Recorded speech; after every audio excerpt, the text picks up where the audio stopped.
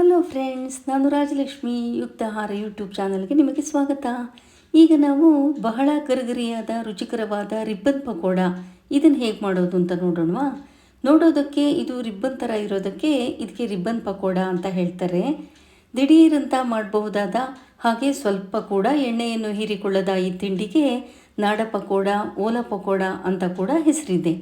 ಬನ್ನಿ ಹಾಗಾದರೆ ರಿಬ್ಬನ್ ಪಕೋಡ ಮಾಡೋದಕ್ಕೆ ಶುರು ಮಾಡೋಣ. ನಾನಿಲ್ಲಿ ಈ ಥರ ಮೀಡಿಯಮ್ ಅಳತೆ ಲೋಟದಲ್ಲಿ 2 ಲೋಟ ಕಡಲೆ ಹಿಟ್ಟು, ಅದೇ ಅಳತೆ ಲೋಟದಲ್ಲಿ 1 ಲೋಟ ಅಕ್ಕಿ ಹಿಟ್ಟನ್ನು ಒಂದು ಅಗಲವಾದ ಪಾತ್ರೆಗೆ ಹಾಕ್ಕೊಂಡಿದ್ದೀನಿ. ಈಗ ಇದಕ್ಕೆ 1 ಚಮಚ ರೆಡ್ ಚಿಲ್ಲಿ ಪೌಡರ್ ಅಂದರೆ ಅಚ್ಕಾರದ ಪುಡಿ, 1.5 ಚಮಚ ಉಪ್ಪು ಮತ್ತು 1 ನಿಂಬೆಹಣ್ಣಿನ ಗಾತ್ರದಷ್ಟು ಬೆಣ್ಣೆ ಇಷ್ಟನ್ನು ಹಾಕ್ಕೊಂಡಿದ್ದೀನಿ. ಈಗ 1 ಚಮಚ ಬಿಳಿ ಎಳ್ಳು ಮತ್ತು 1 ಚಮಚ ಜೀರಿಗೆನ ನೈಸಾಗಿ ಪುಡಿ ಮಾಡಿಕೊಂಡು ಅದನ್ನು ಈ ಹಿಟ್ಟಿಗೆ ಹಾಕಬೇಕು. ಹಾಗೆ 1/4 ಚಮಚದಷ್ಟು ಅರಿಶಿನ ಕೂಡ ಹಾಕ್ಕೊಂಡು ಎಲ್ಲವನ್ನು ಒಟ್ಟಿಗೆ ಮಿಕ್ಸ್ ಮಾಡ್ತಾ ಕೈಯಲ್ಲಿ ಕಲಿಸ್ಕೊಳ್ಬೇಕು. ನಾನು ಮೊದಲೇ 1 ಶೇಂಗಾ ಬೀಜದಷ್ಟು ಅಂದರೆ ಕಡಲೆಕಾಯಿ ಬೀಜದಷ್ಟು ಇಂಗನ್ನು 1 ಚಮಚ ನೀರಲ್ಲಿ ನೆನೆಸಿಟ್ಟಿದ್ದೆ. ಅದನ್ನು ಈಗ ಹಾಕ್ಕೊಂಡು ಹಿಟ್ಟನ್ನು ಕಲಿಸ್ಕೊಳ್ಬೇಕು. ಪುಡಿ ಇಂಗಾದರೆ 1/4 ಚಮಚ ಇಂಗು ಹಾಕ್ಕೊಳ್ಬೋದು. ಕಡಲೆ ಹಿಟ್ಟನ್ನು ಬಳಸಿರೋದ್ರಿಂದ ಇಂಗನ್ನು ಚೆನ್ನಾಗಿ ಹಾಕ್ಕೊಂಡ್ರೇ ಆರೋಗ್ಯ ದೃಷ್ಟಿಯಿಂದನೂ ಒಳ್ಳೆಯದೇ. ನಂತರ ಸ್ವಲ್ಪನೇ ನೀರು ಹಾಕ್ಕೊಂಡು ಈ ಹಿಟ್ಟನ್ನು ಕಲಿಸ್ಕೊಳ್ಬೇಕು. ಈ ಹಿಟ್ಟನ್ನು ಕಲಿಸೋದಕ್ಕೆ ನನಗೆ ಹಿಟ್ಟನ್ನು ಅಳ್ಕೊಂಡಂಥ ಮೀಡಿಯಮ್ ಸೈಜ್ ಲೋಟದಲ್ಲಿ 3/4 ಲೋಟ ನೀರು ಬೇಕಾಯಿತು ನನಗೆ. ಹಾಗೆ ಹಿಂಗೆ ನೆನೆಸಿಡೋದಕ್ಕೆ 1 ಚಮಚ ನೀರನ್ನು ಉಪಯೋಗಿಸಿದ್ದೀನಿ. ಇನ್ನು ರಿಬ್ಬನ್ ಪಕೋಡ ಇಂಗಿನ ಫ್ಲೇವರ್ ಬೇಡ, ಬೆಳ್ಳುಳ್ಳಿ ಫ್ಲೇವರ್ ಬೇಕು ಅನ್ನೋರು ಬ್ಯಾಡಗಿ ಮೆಣಸಿನ್ಕಾಯಿ ಮತ್ತು ಬೆಳ್ಳುಳ್ಳಿ ಬೇಳೆಗಳನ್ನು ಸ್ವಲ್ಪ ನೀರು ಹಾಕ್ಕೊಂಡು ಮಿಕ್ಸರ್ಗೆ ಹಾಕ್ಕೊಳ್ಬೇಕು ಮೊದಲು. ನಂತರ ಅದನ್ನು ಫಿಲ್ಟರ್ ಮಾಡಿಬಿಟ್ಟು ಅದೇ ನೀರಲ್ಲಿ ಈ ಹಿಟ್ಟನ್ನು ಕಲಸಿದರೆ ಬೆಳ್ಳುಳ್ಳಿ ಫ್ಲೇವರ್ ಬರುತ್ತೆ ಈ ರಿಬ್ಬನ್ ಪಕೋಡ.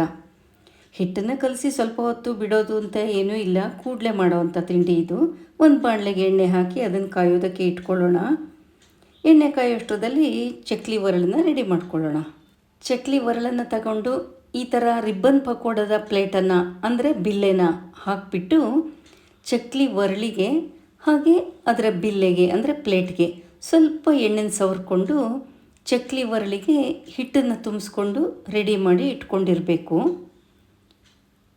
ಈಗ ಎಣ್ಣೆ ಚೆನ್ನಾಗಿ ಕಾದಿದೆ, ಬಾಣಲೆಯಲ್ಲಿ ಎಣ್ಣೆ ಇಟ್ಟಿದ್ವಲ್ಲ ಅದು ಚೆನ್ನಾಗಿ ಕಾದಿದೆ.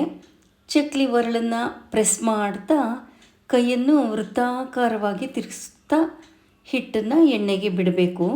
ಈ ಥರ ಹಿಟ್ಟನ್ನು ಎಣ್ಣೆಗೆ ಬಿಡುವಾಗ ಹೈ ಫ್ಲೇಮೇ ಇರಲಿ, ಅಂದರೆ ಜೋರಾಗಿ ಉರಿ ಇರಲಿ ಸ್ಟವ್ದು. ಸ್ವಲ್ಪ ಹೊತ್ತಿನ ನಂತರ ಅಂದರೆ ಸುಮಾರು 1 ನಿಮಿಷದ ನಂತರ ಅದನ್ನು ಮತ್ತೊಂದು ಭಾಗಕ್ಕೆ ತಿರುಗಿಸಿ ಬೇಯಿಸಬೇಕು. ಹಾಗೆ ಸ್ಟವ್ ಫ್ಲೇಮ್ನು ಸ್ವಲ್ಪ ಕಡಿಮೆ ಮಾಡ್ಕೊಳ್ಬೇಕು, ಮೀಡಿಯಮ್ ಮಾಡ್ಕೊಳ್ಬೇಕು. ಹೀಗೆ 2-3 ಸಾರಿ ಆಚೆ ಈಚೆ ತಿರುಗಿಸಿ ಕರಿಬೇಕಾಗತ್ತೆ ಇದನ್ನು.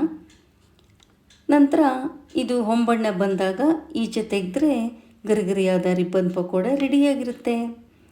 ರಿಬ್ಬನ್ ಪಕೋಡನ ಪೂರ್ತಿ ಮಾಡಿದ ಮೇಲೆ ಅದು ತಣದ ಮೇಲೆ ಏರ್ಟೈಟ್ ಬಾಕ್ಸಿಗೆ ಅದನ್ನು ಹಾಕಿಟ್ರೆ ಒಟ್ಟು 8-10 ದಿನಗಳವರೆಗೂ ಇದು ಗರಿಗರಿಯಾಗಿಯೇ ಇರುತ್ತೆ.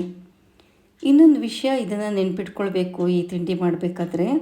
ಎಳ್ಳು ಮತ್ತು ಜೀರಿಗೆನ ಕುಟ್ಕೊಂಡ್ವಲ್ಲ ಆಗಲೇ, ಅದ್ರದ್ದು ಪುಡಿ ದೊಡ್ಡದಾಗಿದ್ದರೆ ರಿಬ್ಬನ್ ಶೇಪ್ ನೀಟಾಗಿ ಬರಲ್ಲ, ರಿಬ್ಬನ್ ಮಧ್ಯೆ ಕಟ್ಟಾಗತ್ತೆ ಹೀಗೆ ಎಣ್ಣೆಗೆ ಬಿಡುವಾಗ. ಹಾಗಾಗಿ ಎಳ್ಳು ಮತ್ತು ಜೀರಿಗೆನ ನೈಸಾಗಿ ಕುಟ್ಕೊಳ್ಬೇಕಾಗತ್ತೆ. ಫ್ರೆಂಡ್ಸ್, ಈ ರೆಸಿಪಿ ಇಷ್ಟ ಆದರೆ ಲೈಕ್ ಮಾಡಿ, ಶೇರ್ ಮಾಡಿ. ಹಾಗೆ ನೀವು ಇದನ್ನು ನಿಮ್ಮ ಮನೇಲಿ ಮಾಡಿ ನೋಡಿ.